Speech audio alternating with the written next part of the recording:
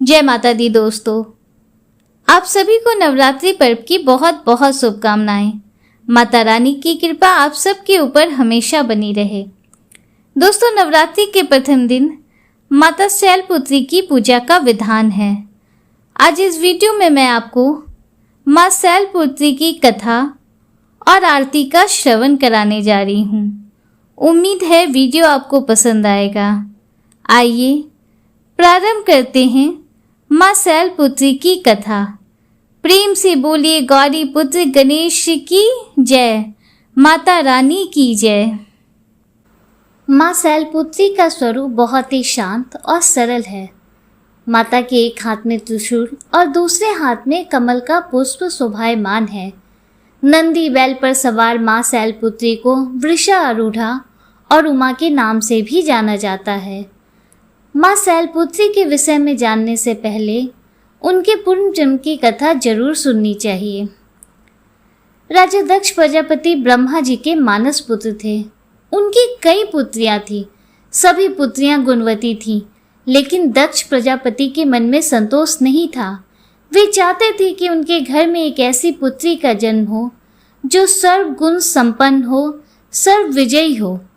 तब प्रजापति दक्ष एक ऐसी ही पुत्री के लिए कठिन तप करने लगे। तप करते करते उन्हें बहुत समय बीत गया। तब भगवती ने प्रकट होकर कहा, हे राजन, मैं तुम्हारे तप से अति प्रसन्न हूँ। मैं पुत्री रूप में तुम्हारे यहाँ जन्म लूंगी। मेरा नाम उस समय सती होगा। मैं सती के रूप में जन्म लेकर अपनी लीलाओं का विस्तार करूंगी। और इस प्रकार भगवती ने सती रूप में दक्ष प्रजापति के यहाँ जन्म लिया। देवी सती प्रजापति दक्ष की सभी पुत्रियों में अलौकिक थीं। उन्होंने बचपन में ही कई ऐसे अलौकिक कृत्य कर दिखाए थे जिन्हें देखकर स्वयं दक्ष प्रजापति को भी आश्चर्य की लहरों में डूब जाना पड़ा था। जब सती विवाह योग्य हो गई तो दक्ष को उनके लिए वर ढूंढने की चिंता हुई।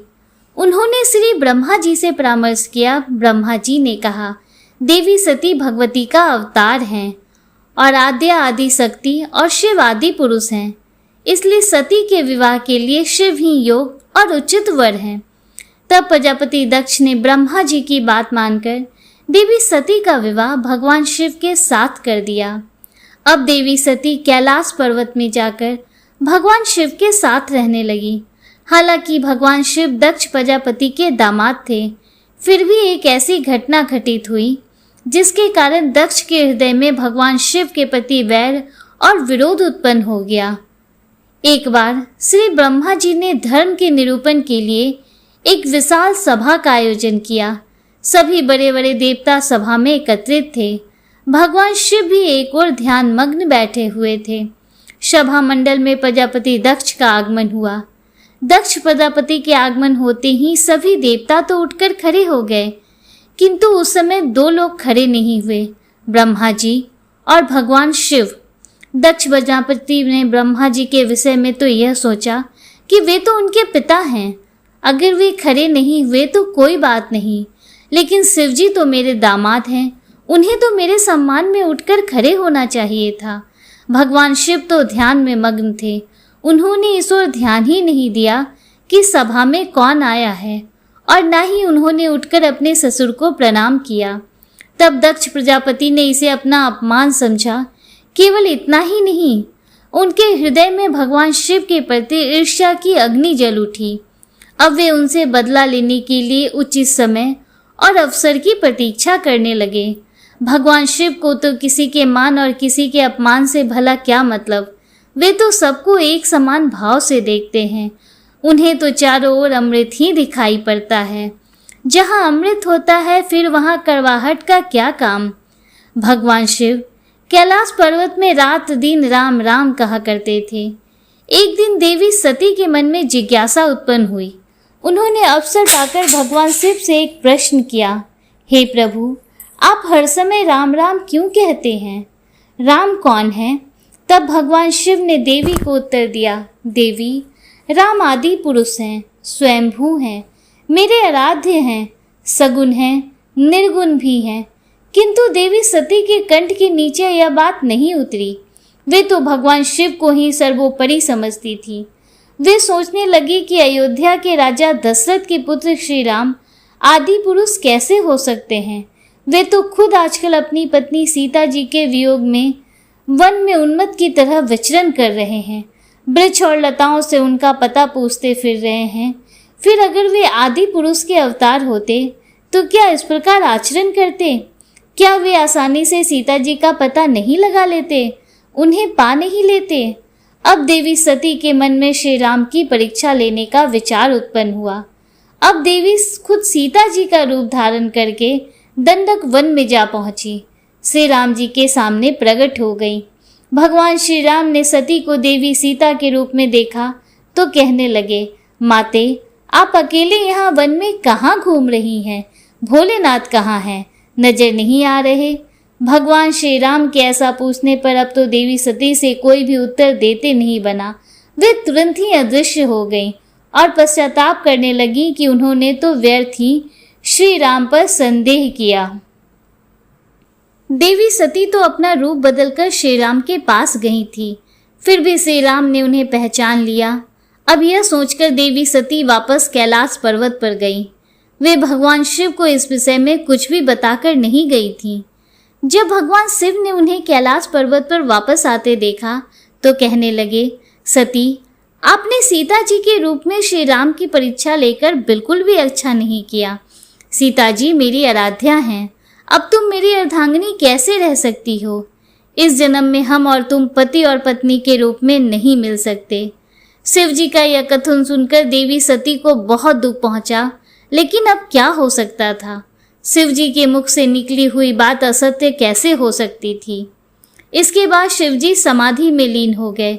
देवी सती दुख और पश्चाताप की लहरों में डूबने लगी। उन्हीं दिनों देवी सती के पिता बहुत बड़ा यज्ञ कर रहे थे। उन्होंने उस यज्ञ में सभी देवी देवताओं और मुनियों को आमंत्रित किया था, किंतु शिव जी को निमंत्रण नहीं भेजा, क्योंकि उनके मन में तो शिव जी के प्रति ईर्ष्या भरी थी। कैलाश पर्वत पर जब देवी सती को यह पता चला कि उनके पिता बहुत बड़ा यज्ञ कर रहे हैं, तो उनका भी मन यज्ञ में सम्मिलित होने के लिए मचल उठा। उसी समय आकाश मार्ग से कई विमान उनके पिता के यहाँ होने वाले यज्ञ में जाते हुए दिखाई पड़े। देवी सती ने उन विमानों को देखकर भगवान शिव से पूछा, प्रभु, ये सभी विमान किसके हैं और कहाँ जा रहे हैं? तब भगवान शंकर ने उन्हें बताया कि आपके पिता ने एक यज्ञ की रचना की है। देवता इन विमानों में बैठकर उसी यज्ञ में सम्मिलित होने के लिए जा रहे हैं। तब देवी सती ने प्रश्न किया, प्रभु, क्या मेरे पिता ने आपको यज्ञ में सम्मिलित होने के लिए निमंत्रण नहीं भेजा?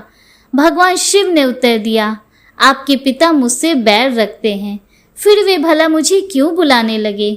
देवी सती मन ही मन सोचने लगी, फिर बोली, हे नाथ, यज्ञ के अवसर पर मेरी बहनें भी जरूर आएंगी। उनसे मिले हुए मुझे बहुत दिन हो गए। अगर आपकी आज्ञा हो तो मैं भी अपने पिता के घर जाना चाहती हूँ। यज्ञ में सम्मिलित हो लूंगी और अपनी बहनों से भी मिलने का अवसर मिल जाएगा। भगवान शिव ने देवी सती को समझाया, देवी, इस समय वहां जाना उचित नहीं होगा। आपके पिता मुझसे वैर रखते हैं। हो सकता है वे आपका भी अपमान करें, और फिर बिना बुलाए किसी के घर जाना ठीक नहीं होता। किंतु देवी सती अपने मायके जाने के लिए हट करती रहीं, बार बार एक ही बात दोहराती रहीं। उनकी इच्छा देखकर भगवान शिव ने उन्हें जाने की आज्ञा दे दी। साथ ही अपना एक गण भी उनके साथ भेज दिया, जिनका नाम था वीरभद्र। देवी सती वीरभद्र के साथ अपने पिता के घर गईं, किंतु वहां पर किसी ने भी उनसे प्रेम पूर्वक व्यवहार नहीं किया। दक्ष ने भी उन्हें देखकर कहा, तुम यहाँ पर क्या मेरा अपमान कराने आई हो? अपनी बहनों को तो देखो, वे किस तरह तरह तरह के सुंदर अलंकारों और वस्त्र आभूषणों से सुसज्जित होकर यहाँ आई हैं, और एक तुम्हारा वो शिव, वह तुम्हें बाघंबर छोड़कर भला क्या पहना सकता है? दक्ष के ऐसा कहने से देवी सती के हृदय में पश्चाताप का सागर उमड़ पड़ा।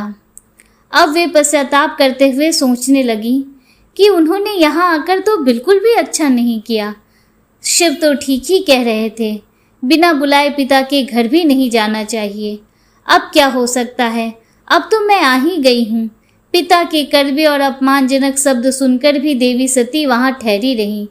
फिर वे उस यज्ञ मंडप में गईं, जहां सभी देवता और ऋषि मुनि बैठे हुए थे। यज्ञ कुंड में धू धू करती हुई अग्नि जल रही थी और उस अग्नि में आहुतियां डाली जा रही थीं। देवी सती ने यज्ञ मंडप में सभी देवताओं के भाग देखे, किंतु भगवान शिव का भाग नहीं देखा।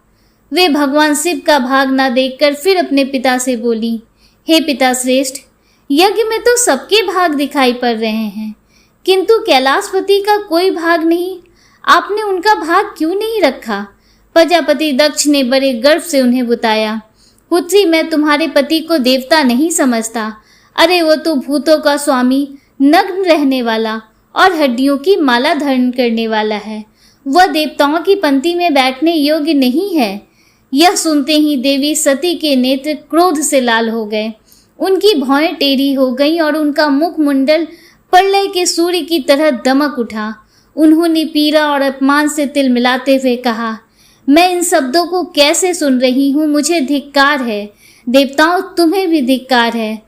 तुम भी उन कैलाशपति के लिए इन शब्दों को भला कैसे सुन सकते हो, जो मंगल के प्रतीक हैं और जो क्षण मात्र में संपूर्ण सृष्टि को नष्ट करने की शक्ति रखते हैं। वे मेरे स्वामी हैं। नारी के लिए उसका पति ही स्वर्ग होता है। जो नारी अपने पति के लिए अपमानजनक शब्दों को सुनती है, उसे नरक में जाना पड़ता है। पृथ्वी सुनो, आकाश सुनो और देवताओं तुम भी सुनो। मेरे पिता ने मेरे स्वामी का अपमान किया है। अब मैं एक क्षण भी जीवित नहीं रहना चाहती। देवी सती अपने इन वचनों को समाप्त करती हुई देखते ही देखते यज्ञ के कुंड में कूद पड़ी। जलती हुई आहुतियों के साथ उनका शरीर भी जलने लगा। यज्ञ मंडप में खलबली हो गई, हाहाकार मच गया। देवता उठकर खड़े हो गए। वीरभद्र ये सब देखकर क्रोध से कांप उठे और उछल उछल कर यज्ञ का विध्वंस करने लगे। यज्ञ मंडप में भगदड़ मच गई। देवता और ऋषि मुनि भाग खड़े हुए। वीरभद्र ने देखते ही देखते प्रजापति दक्ष का मस्तक काटकर फेंक दिया और यह समाचार कैलाश पर्वत पर विराजमान भगवान शिव को भी पता चला। सुनते ही वे प्रचंड आंधी की तरह कनखल जा पहुंचे। देवी सती के जले हुए शरीर को देखकर भगवान शिव अपने आप को भी भूल गए। देवी सती के प्रेम और उनकी भक्ति ने भगवान के मन को व्याकुल कर दिया। उन शंकर जी के मन को व्याकुल कर दिया था, जिन्होंने काम पर भी विजय पाई थी और जो सारी सृष्टि को नष्ट करने की क्षमता रखते थे। वे देवी सती के प्रेम में खो गए, बेसुध हो गए। फिर भगवान शिव ने उन्मत्त की तरह देवी सती के जले हुए शरीर को कंधे पर रखा और सभी दिशाओं में भ्रमण करने लगे। भगवान शिव और देवी सती के इस अलौकिक प्रेम को देखकर पृथ्वी रुक गई, हवा रुक गई, जल का प्रवाह ठहर गया। यहाँ तक कि देवतागण भी अपनी अपनी सांसें थामकर इस भयानक और दारुण दृश्य को देखने लगे। सृष्टि व्याकुल हो गई। सृष्टि के सभी प्राणी त्राहिमाम त्राहिमाम करने लगे। भयानक संकट उपस्थित देखकर सृष्टि के पालक भगवान श्री हरि विष्णु आगे बढ़े। वे भगवान शिव की बेसुधी में अपने चक्र से देवी सती के एक एक अंग को काटकर गिराने लगे। धरती पर 51 जगह पर देवी सती के अंग कट-कट कर गिरे।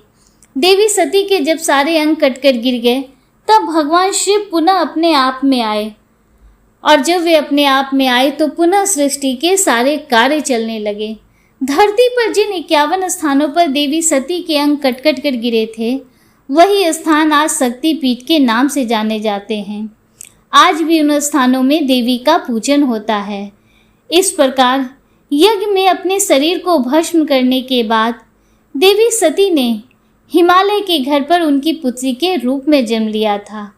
हिमालय अर्थात शैल की पुत्री होने के कारण ही उन्हें अगले जन्म में शैलपुत्री के रूप में पूजा जाने लगा। आइए शैलपुत्री माता की आरती प्रारंभ करते हैं। प्रेम से बोलिए गौरी पुत्र गणेश की जय। जय माँ शैलपुत्री। ओम जय शैलपुत्री माँ, मैया जय शैलपुत्री माँ, सर्व सुखों की दात्री देना माँ करुणा। ओम जय शैलपुत्री माँ, हस्ते कमल अति सोहे, त्रिशूलधारिणी माँ, शीस झुकावे हम सब, कृपा मानित करना। ओम जय शैलपुत्री माँ, दक्षिणा सुता मैया, कष्ट निवारिणी माँ, नव दुर्गा में प्रथम तुम्हारी है पूजा। ओम जय शैलपुत्री माँ, वृषभ पर मैया विराजे, शीस मुकुट सोहे, ऋषि मुनि नर गुण गावे, छवि अति मन मोहे। मैया जय शैलपुत्री माँ, घट घट व्यापिनी मैया, सुख तुमसे आवे, जो कोई ध्यावे मन से, मनोवांछित फल पावे। ओम जय शैलपुत्री माँ, भक्तों के मन में मैया, तुम्हारा नित्य है निवास, रिद्धि सिद्धि प्रदात्री, तुमसे है दिव्य प्रकाश। ओम जय शैलपुत्री माँ, नवरात्रों में जो भी माता का व्रत करे, आनंद नित्य वो पाए, माँ भंडारे भरे। मैया जय शैलपुत्री माँ, हम सब तुम्हारे मैया, तुम हमारी माता, दया दृष्टि माँ करना, हम करते जगराता। ओम जय शैलपुत्री माँ, माँ शैलपुत्री जी की आरती जो जन नित्य गावे, सुख की बदरी बरसे, मन नित्य हर्षाए।